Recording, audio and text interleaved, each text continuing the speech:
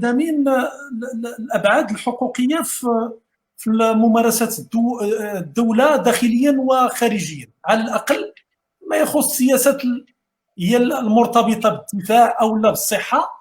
تجد دائما مقاربه للدوله تاخذ فيها شرعيه كبرى اكثر من اي مجال اخر. الى بغينا نعمل واحد المقاربه على المستوى الدولي، لمسه مؤخرا وربما غير هذا الاسبوع يعني استعملت نفس المقاربه، وهي الزاميه التلقيح ديال المواطنين ديالها دون الرجوع الى يعني الطريقه الديمقراطيه في التداول الحكومي او البرلمان، الشكل الذي يمكن ان نقارب به بعض الاتفاقات التي تم الترويج لها مؤخرا من قبل من طبيعه الحال الدوله المغربيه، حينما وقعت اتفاقيه عسكريه مع الكيان الاسرائيلي، وهذا ربما اثار انتباه الحقوقيين بشكل كبير، وطرح اسئله كبرى في ما اذا كان المغرب يلتزم فعلا بكل المكونات الموقعه من قبله، خصوصا ما يرتبط في انخراطه بالصكوك الدوليه الناظمه لحقوق الانسان وتشبته بهذه الحقوق وعدم تقسيمها. استاذ إدمي، شكرا كثير على هذه الاستضافه وعلى هذا النقاش المفتوح. جد سعيد انني نكون امام قامه من قامات الاستاذ القادر العالمي، الاب المؤسسين الجيل الاول للحركه الحقوقيه في المغرب، ايضا مع الاستاذ نزيه في معاركه من اجل طي صفحه الماضي من اجل الحقيقه وغيرها. دونك انا جد سعيد بالتواجد ديالي في هذا الفضاء هذا. قبل ما نجاوب على السؤال ديالكم السي مصطفى، بغيت عندي جوج ديال الملاحظات وجوج ديال الافكار في المستويات مختلفه، ومن بعد نفكك بسرعه. بدايه فيما يتعلق بالورقه اللي قدمتوها وطلعت عليها، عندي فيها جوج الملاحظات. الملاحظه الاولى هو اعتبار ان القضيه الفلسطينيه هي قضيه عربيه قوميه اسلاميه، في حين انني كنعتقد ان القضيه الفلسطينيه هي قضيه ايضا انسانيه، قضيه انسانيه. لهذا كنلقاو مجموعه من الدول الاسكندنافيه، مجموعه من الدول لا علاقه لا بالقوميه العربيه لا بالانتماء الجغرافي لا العلاقه بالديانه الاسلاميه، تتبنى القضيه الفلسطينيه بشكل كبير وكتدافع عليها. ايضا منظمات حقوقيه كتدافع عن القضيه الفلسطينيه من خلال الاتفاقيه الدوليه بدون خلفيه مذهبيه او عرقيه او اثنيه او دينيه. اذا القضيه الفلسطينيه هي قضيه انسانيه تتجاوز ما هو جغرافي، ما هو اثني، ما هو مذهبي. النقطة الثانية متعلقة هو توصيف الاتفاق المغربي الأمريكي الإسرائيلي بأنه ضمن اتفاق أبراهام أو الاتفاقيات الإبراهيمية، في حين لا الإعلام الإسرائيلي لا الإعلام المغربي لا الجهات الرسمية تعتبر أن الاتفاق الثلاثي هو اتفاق يدخل ضمن مسلسل اتفاق اتفاق أبراهام، لأنه مختلف جذريا عن اتفاق أبراهام. مركزه ومحور دياله هي اتفاقية السلام التبرمات مع الاردن ومن بعد مع البحرين الامارات وغيرها، وله سياق معين، في حين الاتفاق الثلاثي مع المغرب لا يرقى او لا يصل الى مستوى ذاك اتفاق ابراهام بخلفيته الفلسفيه وبخلفيته السياسيه، بحكم بان الاتفاق الموقع هو اتفاق مرتبط باعاده احياء العلاقات المغربيه الاسرائيليه من جهه ثانيه هو اخراج العلاقات المغربيه الاسرائيليه التي كانت سريه او غير معلنه، لا اقول سريه وغير معلنه وغير رسميه، الى العلن والى فوق الطاوله، عوض انها تبقى مستور عليها. هذه النقطه الاولى. النقطه الثانيه، الكل يتفق ان الجرائم المرتكبه من طرف الجيش الاسرائيلي والدوله الاسرائيليه في حق الفلسطينيين لا يمكن السكوت عليه. الجرائم ضد الاطفال، جرائم ضد الانسانيه، جرائم الحرب وغيرها من الجرائم المرتكبه من طرف الدوله الاسرائيليه في حق الشعب الفلسطيني. لهذا حينما تقدمت الدولة الفلسطينية، حينما تم الاعتراف بها لأول مرة كدولة ملاحظ داخل الأمم المتحدة عن طريق بعد الاعتراف بالسلطة السياسية لجبهة التحرير الفلسطينية، أول مبادرة قامت بها هي المصادقة لاتفاقية روما لسنة 1998 المحدثة للمحكمة الجنائية الدولية، وبالتالي تحرك فلسطين في هذا الاتجاه نحن ندعمه، لأنه على الأقل نحن أمام واحد الآلية من الآليات الدولية حقوقيه على مستوى القانون الدولي الجنائي لكبح الجرائم المرتكبه من طرف الدوله الاسرائيليه. ايضا حينما تقدم بالراي الاستشاري فيما يتعلق بالجدار العازل التي انشاته اسرائيل، هناك راي استشاري التي تقدمت به محكمه العدل الدولي التي اعتبرت ان هذا الجدار هو جدار فصل عنصري وجدار تمييزي لا يمكن انه إدار. إذا نحن أمام واحد الجرائم المرتكبة لا يمكن إلا الإدانة ديالتها، يعني من ناحية القانون الدولي الإنساني أو القانون الدولي لحقوق الإنسان لا يمكن إلا الإدانة ديالتها. هذا من جهة. إذا هناك شعب، إذا لا يمكن ندافع على فلسطين وندافع عليها دائما، وحق العودة للمهجرين واللاجئين ومطالبة الوقف للاستيطان وغيرها واستلام الأراضي وغيرها. لكن في نفس الوقت هناك تحولات جيوستراتيجية، هناك تحولات عالمية على المستوى الدولي.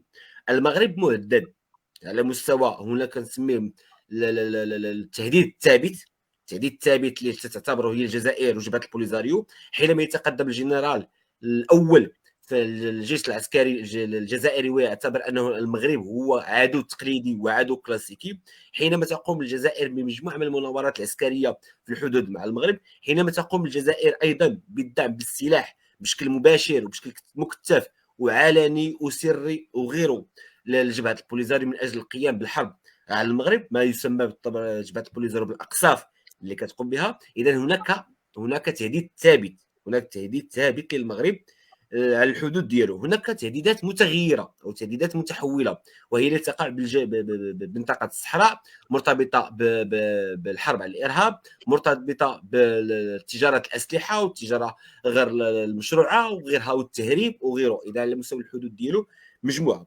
هاد التهديدات كلها المصادر ديالها مختلفه.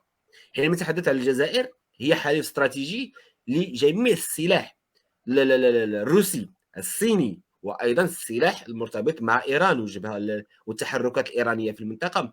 هناك اليوم حينما نطلع على التقرير الاستخباراتي لالمانيا التي تعتبر ان المغرب والتحولات ديالو والتطورات ديالو تهدد المنطقه، وبالتالي هذا التقرير رسمي مسرب للمخابرات الالمانيه، وبالتالي يجب كبح جماح المغرب من خلال انه دعم الجزائر، والجزائر قادره انها تكون حاضنه لكل المناورات الدبلوماسيه والمناورات العسكريه والتغلغل الاقتصادي والتغلغل العسكري من اجل الامتداد على مستوى افريقيا. كل هذا كدفعنا اننا ننتقل من المثاليه السياسيه والمثاليه الحقوقيه الى الواقعيه السياسيه. الواقع السياسي ان المغرب لابد له من تنويع حلفائه. لا يمكن المغرب ان يكون دائما زبون فقط لفرنسا وامريكا، وبالتالي انفتاحه على اسرائيل وفق اتفاق معين ووفق اتفاق ثلاثي. وهنا باش نرجع للاتفاقيه الموقعه او الاتفاق الموقع، له اعتقد شخصيا له كامل الحق وله كامل السلطه والسياده انه يبرم اتفاقيات من اجل حمايه الدفاع الذاتي للمغرب. ولكن في المقابل، وهذه المعادله التي انتصر فيها المغرب شعبا اقول ودوله، هي القدره على الموازنه على التحالف مع اسرائيل والتنسيق عسكريا وتجاريا ودبلوماسيا مع اسرائيل، وفي نفس الوقت الدفاع عن القضيه الفلسطينيه. يعني الوحده الترابيه والقضيه الفلسطينيه في ميزان واحد، ليس هناك اولويه لشيء على شيء ثاني. هذه المعادله القدره على التوازن ديالها هي اللي خلات المغرب او مثلا الدوله المغربيه على راس الهرم ديال السلطه مباشره بعد توقيع الاتفاق او قبل توقيع الاتفاق كالاتصال مع القياده الفلسطينيه عن طريق محمود عباس الذي يمثل السلطه الفلسطينيه. بعد الاتفاق تم الاتصال مباشره، ولم تصدر اي بلاغ رسمي من السلطه السياسيه الفلسطينيه تجاه هذا الاتفاق. وهناك فصائل طبيعي جدا رافضه، نتحدث على حماس، نتحدث على فصائل اخرى رافضه هذا الاتفاق. نفس الشيء في المغرب، هناك مجموعات متعدده، هناك جمعيات، هناك احزاب رافضه هذا الاتفاق، هناك تنوع. ولكن الجهات الرسميه الاسرائيليه عفوا الفلسطينيه لم تعلق نهائيا على هذا الاتفاق ولم تتفاعل معه. اذا نحن امام المغرب قدرته على التوازن ما بين حمايه حدوده الجغرافيه ووحدته الترابيه عن طريق التحالف مع اقوى، بغينا ولا كرهنا اسرائيل قوه عسكريه قويه على المستوى الدولي، وتمتلك من التكنولوجيا وتمتلك من المواد العسكريه. المغرب الذي يحسن بها، في مقابل عندك جار، باش نوضح، عندك جار الذي يتسلح من الصين، يتسلح من روسيا، من ايران، يدرب الميليشيات البوليزاريو عن طريق حرب العصابات مع حزب الله وغيرها من التهديدات. نعم. الاتفاق باش نرجع باش نعم. نرجع هذا الاتفاق غير هذا الاتفاق الموقع نفس لا يرقى النقاش الى مستوى اتفاقيه فيينا لسنه 1969. لا يرقى الى مستوى اتفاقيه فيينا لسنه 1969 باعتبار ان اتفاقيه فيينا لسنه 1969 هي اتفاقيه الاتفاقيات او دستور الاتفاقيات. معلوم الاتفاقيات في المغرب لا بد انها تمر عبر البرلمان ويتم المصادقه عليها في البرلمان، تنشر في الجريده الرسميه، ثم يتم وضع صك الاعتماد لدى الامانه العامه للامم المتحده بنيويورك.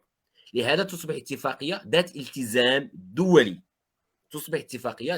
دولي. مثلا حينما صادق المغرب على اتفاقيه الاتحاد الافريقي والانضمام ديال الاتحاد الافريقي، كان ضروري انه يمر عبر هذه القنوات، يعني البرلمان، الجريده الرسميه، ثم وضع صك الاعتماد لدى الامانه العامه لدى الاتحاد الافريقي.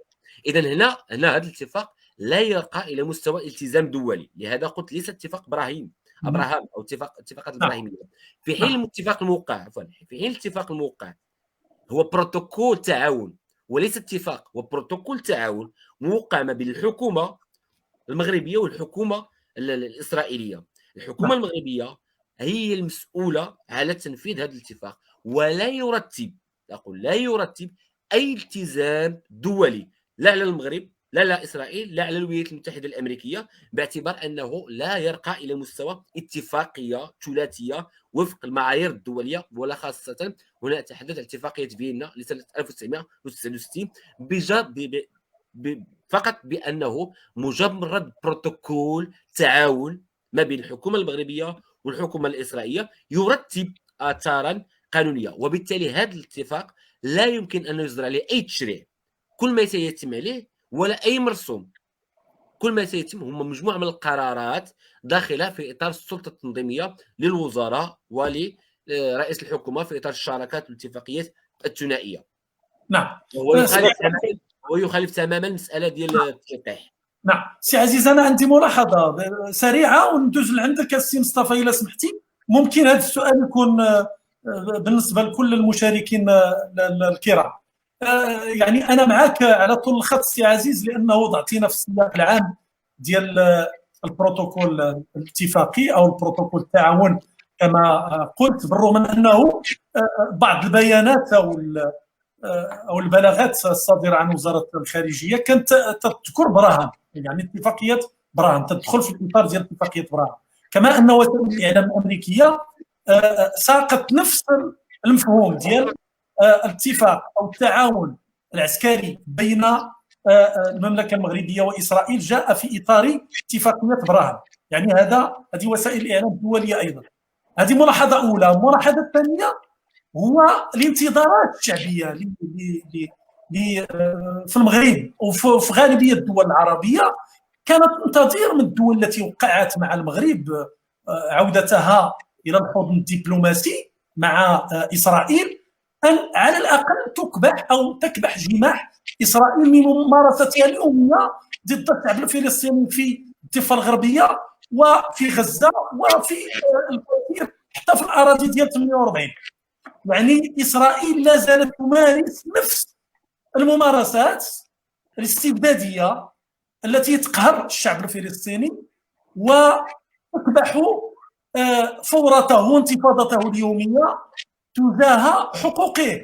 وهذا ما يدفع ايضا الحقوقيين الى وضع التساؤلات التي سبق واوردناها في بدايه لقائنا. هل المغرب يتقاطع مع هذه التفاعلات على مستوى الواقع؟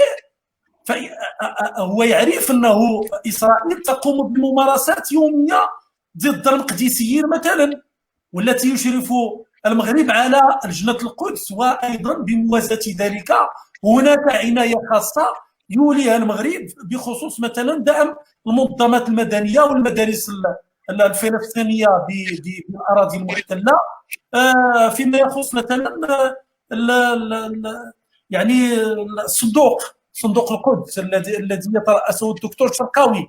اذا نحن بإزاء تفاعلات شعبيه تطالب اعاده محوريه التدخل المغربي في القضيه الفلسطينيه، خصوصا بعد توقيعه هذا البروتوكول او ما نسميه باتفاقيه. كيف تنظرون الى مستقبل تاثير المغرب في القضيه الفلسطينيه بازاء ما تقوم به اسرائيل يوميا في الاراضي المحتله؟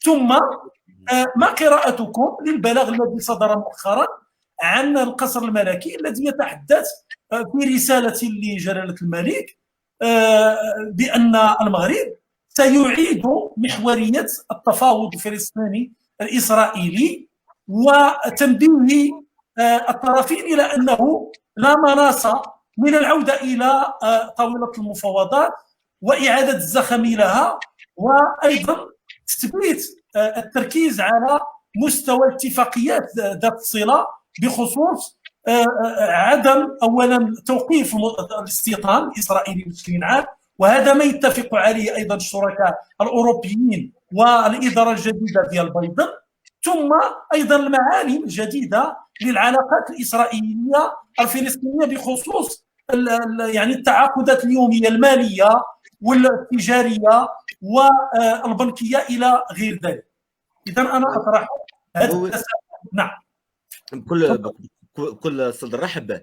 اولا كنعاود ناكد ان لا الاعلام الرسمي لا الاعلام الاسرائيلي لا الجهات الرسميه لا تتحدث عن الاتفاق الثلاثي ويدخل ضمن اتفاق ابراهام، وما تحدث عنه هو اللقاء الوزاري او لقاء وزراء الخارجيه التي نظم افتراضيا ما بين وزير الخارجيه الاسرائيلي مع وزير الخارجيه المغربي ووزير الخارجيه البحرين والامارات، ووردات هذه القضيه ديال ان هذا الاتفاق ابراهام جاء في هذا السياق وتنقلت مجموعه من الوكالات الدوليه وخاصه وكاله الاناضول التركيه، حيث انا متبع هذا النقاش بالتفاصيل ديالو بالتدقيقات ديالو، ولكني ما تطرحش هو نقاش موسع مع مجموعه من الاتفاقيات اللي دارت مع مجموعه من الحلفاء، وصرح وزير الخارجيه ان بعض الاتفاقات ديال ابراهام بعض يعني ما طرحش ما هضرش عليها كلها، وانما اتفاقات اللي كانت اتفاقات ابراهام في الفلسفه ديالها وفي الروح ديالها هو اعاده احياء فكره السلام ما بين الصراع اليهودي كديانه والصراع الاسلامي كديانه ايضا،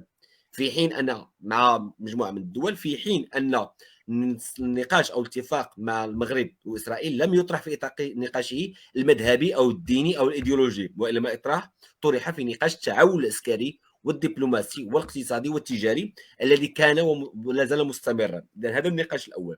فيما يتعلق بالكتله المغربيه، الكتله المغربيه غير متجانسه، الكتله المغربيه من حق اي واحد كنقولها ونهار المنع وقمع الوقفه ديال التضامن مع الشعب الفلسطيني والتنديد بزياره وزير الدفاع الاسرائيلي، انا كنت من المتضامنين مع المتظاهرين وادين ايضا في نفس الوقت الوقف المنع والقمع اللي تعرضوا عليه المتظاهرين. المغرب فيه ثلاثه الكتل، فيه اللي كيقول لك ان القضيه الفلسطينيه اولويه تتجاوز الحدود الوطنيه. المغرب كاين اللي كيقول لك هذا الخط المتوازي التوازن هو الاغلبيه في المغرب، تقول لك انا عندي القضيه الوطنيه والقضيه الفلسطينيه في كتله واحده في يد وحده ما نتخلاش عليهم نهائيا بجوجهم في قبضه واحده. وكاين اللي كيقول لك غزه قبل تازه قبل غزه، تقول لك تازه بالنسبه لي المساعدات وداكشي ديال القدس وداكشي ما عندك ما ديروا بفلسطين يعطيونا حنايا.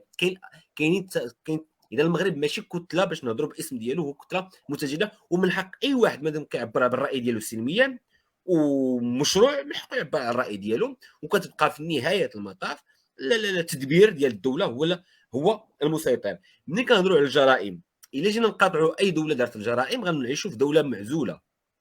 امريكا ترتكب جرائم يوميا في العراق، في افغانستان، في جميع الدول. فرنسا ترتكب جرائم حرب في مالي. تقارير متعدده على مستوى المفوضيه الساميه لحقوق الانسان، على مستوى المقرر الخاص، على مستوى الاجراءات الامم المتحده اللي كتهضر على الانتهاكات الجسيمه اللي كيرتكبها الجيش الفرنسي في افريقيا في اطار ما يسمى بحفظ السلام وغيره. اذا الجرائم مرتكبه، الاشكال المطروح كيفاش نوقفوا هذه الجرائم والحد منها، خاصه حينما ترتكب من قبل الدول، وهذه هي الخطوره. باش نختم ونجاوب على السؤال ديالكم الاخر الاستاذ مصطفى، هو متعلق المغرب ايش ممكن يقوم. يكفي ان المغرب اعاد خلخله النقاش ديال القضيه الفلسطينيه، هذا في حد ذاته ايجابي. ما ننساوش ان المغرب كان طرف محوري في النقاش ديال اوسلو ديال 93 وكان دافع بالامام في الاتجاه ديالو، ومن 2001 الانتفاضه الثانيه الى غايه اليوم كاين واحد النوع ديال ستاتيك وواحد النوع ديال الجمود في القضيه الفلسطينيه. الشعب الاسرائيلي يقتل، يهجر، يقوم بالاستيطان، يهج، يعني كيطرد الشعب الفلسطيني، يستولي على الاراضي ديالهم، على المنازل ديالهم وغيره، والعالم الصامت. على الاقل هذا التحرك اليوم يدفع في اتجاه النقاش مره اخرى وفضح الجرائم الاسرائيليه اللي كترتكب ضد الشعب الفلسطيني.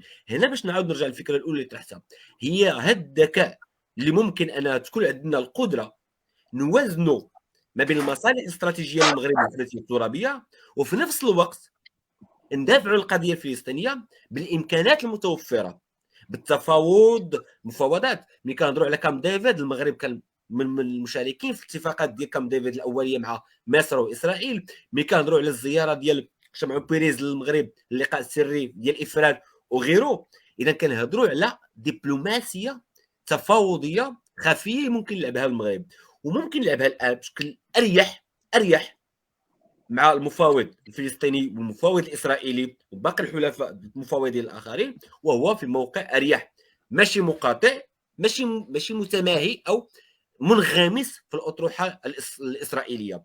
اذا هذه هي مجموعه ديال الافكار اللي نتفاعل معكم فيها. هذا لا يعني انني كنقول اننا كنعطيو الشك على بياض التوقيع مع الجيش، مع الدوله الاسرائيليه. لا، سنقول اننا نوع من الواقعيه، الجسرة نوع من الواقعيه السياسيه. لو كنا كنعيشوا وحده اسلاميه وموحده، وحده عربيه قوميه موحده، او على الاقل وحده مغاربيه موحده، ما كناش غنحتاجوا لا اسرائيل، لا امريكا، لا الصين، لا روسيا.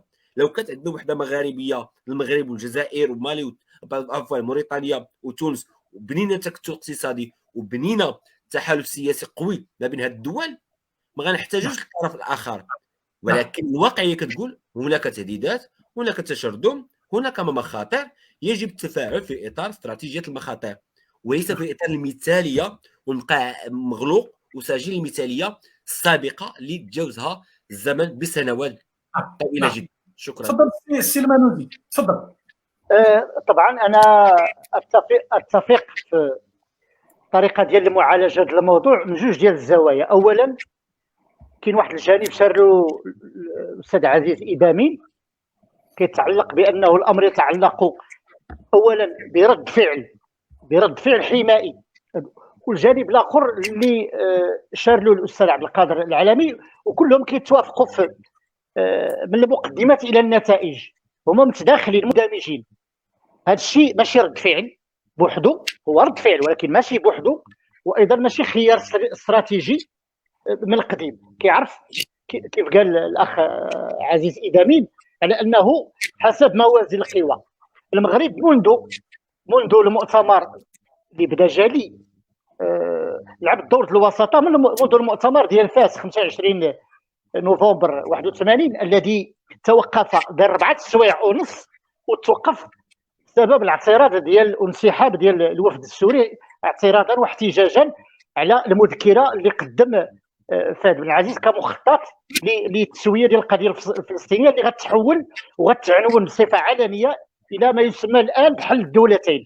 اذا المغرب مواكب هذا الشيء كوسيط، كيلعب دور الوساطه رغم علاقاته السريه اللي كانت مع اسرائيل ولا مع الغرب الراسمالي. اذا هاد الامور الان يتم مأسستها، وجات الفرصه ديال ما يسمى ما شارلو الاخ إدامين على انه نوع من الدفاع. اذا هذا نوع من رد الفعل. اذا هذا الذكاء اللي سماه وهذا هو السؤال اللي بغيت نطرحه انا، هذا الذكاء اللي كتمارسه الدوله بواسطه المؤسسه الملكيه اللي عندها هذا مجال محفوظ ولا يحتاج الى قرارات ولا برلمان ولا اتجاه داخل السياسه العامه الاستراتيجيه. الفصل 92 غير هذا ما كيدارش في المجلس الوزاري، كيدار. وهنا دائما كناديو على ضروره ارساء المجلس على الامن، على الاقل فيه نوع من التشاور، واخا يكون شكلي ولكن عنده اهميته، عنده تحسيس الناس بانه راه ما يجري راه لمصلحه الوطن، لانه هذاك الخيط الرافع ما بين الامن القومي والوحده الترابيه راه كاين ارتباط، كلهم كيدخلوا في الانعتاق وفي تصفيه الاستعمار وكذا الى اخره. لانه كيف كان الحال المغرب راه الان بصدد التضحيه مع حلفاء التقليديين بما فيهم فلول الاستعمار، وايضا حتى الا بغينا نقولوا الجوار اسبانيا وغيرها. اذا هذا التحدي اللي الان واخذوا المغرب نحن نتفق معه حدود الحمايه السياديه، ولكن اشنا هو الاثر؟ هذا هو السؤال اللي بغيت نعاود نطرح معكم. اشنا هو الاثر ديال هذا التعامل؟ بانه الامر وان لم يكن اتفاقيه قانونيه وكذا، فانه يمكن ان نقول بان هذا الجانب ديال التعاون الامني راه ربما قد يتعلق بالارهاب، بحمايه الحدود، حمايه الثغور الى اخره، ولكن الاثر ديالو لانه العلاقات ماشي هي غير عموديه، ايضا افقيه مرتبطه بالمطلب ديال التحرر، ديال استكمال تحرير الثغور الى اخره، ايضا بالمطلب ديال الديمقراطيه. واش هذا التعاون الامني ما يمكنش خاصه في علاقته مع حمايه المعطيات الشخصيه والعلاقه مع حريه التعبير والحريه العامه بصفه عامه، خاصه لانه، وهذا هو السؤال اللي بغيت نطرح السي إدامي لانه يمكن عنده شي التزام من بعد باش يجاوبنا عليه، ومن بعد ندوزو للسي عبد القادر العلامي يكمل.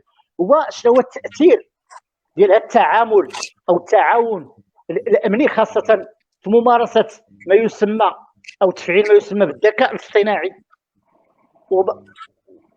كنفهموا هذيك القضيه اللي كانت اثيرت في الاعلام وامام القضاء ديال بيغاسوس وداك الشيء. تاثير هذا الذكاء الاصطناعي على الحريات وحقوق الانسان. وواحد النقطه اللي بغيت نشير لها مزيان هو هذا الجانب. علاش مزيان يجاوب عليها حتى يمكن السي عبد القادر علي، علاش في نظركم الدوله ما بغاش تمأسس، وان كانت تمأسست هذا التعاون الامني واعلنت عنه؟ هو مجرد اعلان، ما هو قدام العلاقات مع الغرب بصفه عامه ومع القضيه الفلسطينيه. وهذا التوازن كيف ما كان الحال هو دائما فيه استشاره مع القياده الفلسطينيه. قبيله قلتي سي إدابي الصحيح، قلتي جبهه التحرير راه منظمه التحرير الفلسطينيه، قلتي جبهه التحرير غير باش اللي كيستمعوا يعرفوا بانه قصدي منظمه التحرير الفلسطينيه اللي هي الممثل الوحيد الشرعي ديك الساعه ديال الفلسطينيين. انا غير بغيت نقول التاثير ديال هذا هو بيت القصيد ديال هذه الندوه اللي بغينا نديرو في الحدود ديال انه اطلاق اليد ديال الدوله انها تحمي البلاد وكذا، وفين كتنتهي هذه الصلاحيه وهذا اطلاق اليد العلاقه مع تحسين الحقوق وعدم المساس ايضا بالحريه ديال التعبير والحق في الاختيار، ايضا الاختيار باعتبار ان القضيه القوميه هي موازيه للقضيه الوطنيه. شكرا سي مصطفى، الاسئله ديالك عميقه بزاف وكنعتذر لاني غنضطر نسحب باعتبار ان عندي واحد الالتزام اخر، وكنت طرحته للمنظمين ان عندي واحد الالتزام مع السبعه حتى هو افتراضي اجتماع خاص، لهذا غنكون جد مختصر فيما يتعلق بما طرح السي مصطفى. وكنت بيدي نجلس مع السي عبد القادر العلامي اني نسمع ليه ونستافد منه، ما يكون على يقين اني غنعاود نرجع الفيديو نسمع ليه مزيان ونستافد منه. الاول فيما يتعلق بحمايه الحقوق والحريات، ما كناش محتاجين اننا نعرفوا بان اسرائيل باعت للمغرب واحد البرنامج حسب الادعاءات انه كيخترق الحياه الخاصه، قدر ما كنا كندينوا المساس بالحياه الخاصه للافراد مش حال هذه، يعني سنوات قبل. وقبل ما يصدر التقرير ديال منظمه العفو الدوليه في مع المختبر ديال التحليل ديال الكندي في الجامعه الكنديه فيما يتعلق ان بيكاسوس هو واحد البرنامج خبيث اللي كيخترق الهواتف اللي صدر في بدايه 2000 داخل مجلس حقوق الانسان بجنيف سنه 2017 امام المقرر الخاص المعني بحريه الراي والتعبير والمقرر الخاص بالمعني بالحق في التظاهر والتجمع السلمي، تطرح ان المغرب والسعوديه والبحرين ومجموعه من بعض الدول والمكسيك كيقتنوا ببرامج خبيثه، ومن ضمن هذه البرامج الخبيثه تذكروا جوج اعلاميا مطروح فقط بيغاسوس. وغنقدر ننشر لكم التقرير اللي طرح امام الامم المتحده انذاك، تطرح فقط برنامج بيغاسوس الاسرائيلي اعلاميا، ولكن كاين برنامج فاشر ثاني، برنامج اخر حتى هو اقتنع المغرب وكيتجسس به من على المغاربه في المدافع لحقوق الانسان، وكيتجسس به على النشطاء والصحفيين وغيره. اذا هنا كنهضر اليقظه ديال المجتمع المدني في الفضح ديال هذه البرامج، في الاعلان بان عفوا في الاشتغال والترافع في حمايه الحقوق والحريات من خلال اولا تشريعات جاده، تشريعات يعني فعاله، قوانين فعاله ومؤسسات فعاله.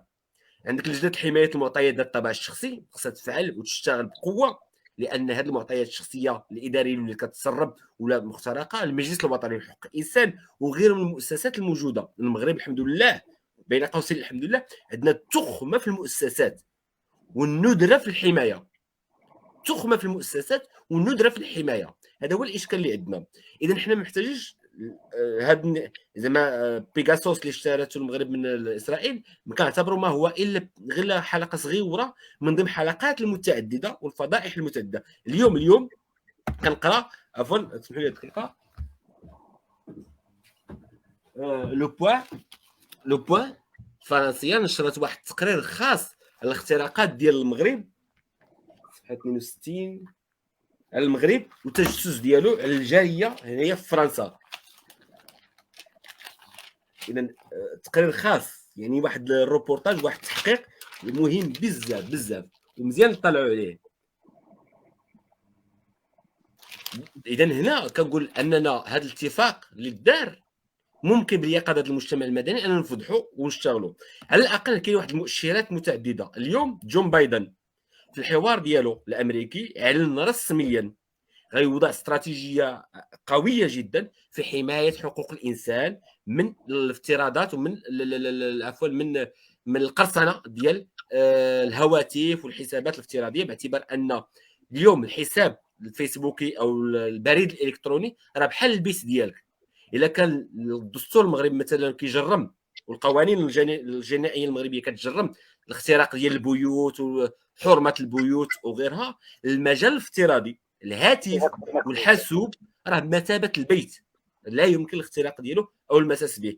جوج الان حنا الحمد لله الان في النقاش اللي كيطرح التعاون العسكري الاسرائيلي مطروح في اطار الاستراتيجيه الدفاعيه، يعني التعاون الدفاعي، الاشتغال على ما هو الدفاع، الحمايه، وليس هناك استراتيجيه هجوميه. بمعنى ما عندناش باقي زعما ما سمعناش لحد الان كاينه استراتيجيه هجوميه على اسلحه، طائرات، غيرها الهجوميه. بالعكس كل ما موقع عليه اليوم ما هو داخل في اطار ما هو دفاعي.